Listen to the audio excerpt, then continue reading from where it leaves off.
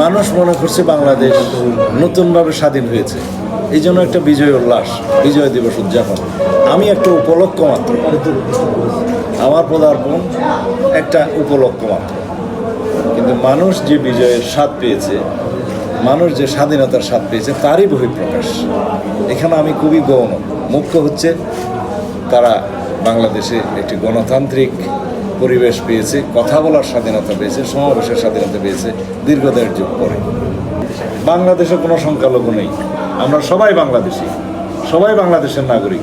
ধর্ম যার যার হবে, যার যার ধর্ম সে স্বাধীনভাবে পালন করবে, কিন্তু আমাদের পরিচয় হবে আমরা বাংলাদেশের নাগরিক, আমরা বাংলাদেশি, একটাই পরিচয়। এখানে কোনো সংখ্যালঘু সংখ্যাগুরু নেই।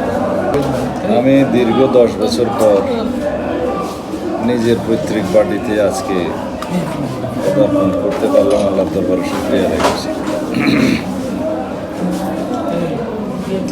মানুষের এত আবেগ, এত উচ্ছ্বাস, এত বিজয় উল্লাস, এর কারণ একটাই যে মানুষ এখন নিজেকে প্রকৃত স্বাধীন মনে করছে।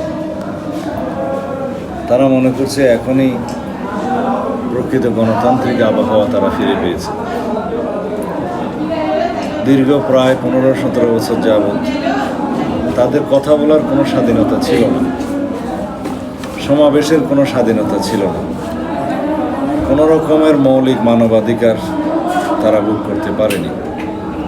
এদেশের জনগণের সামনে বিভিন্ন রকমের কালাকানুনের মধ্য দিয়ে মিডিয়াকেও এবং জনগণকেও বাকরুদ্ধ করে রাখা হয়েছে।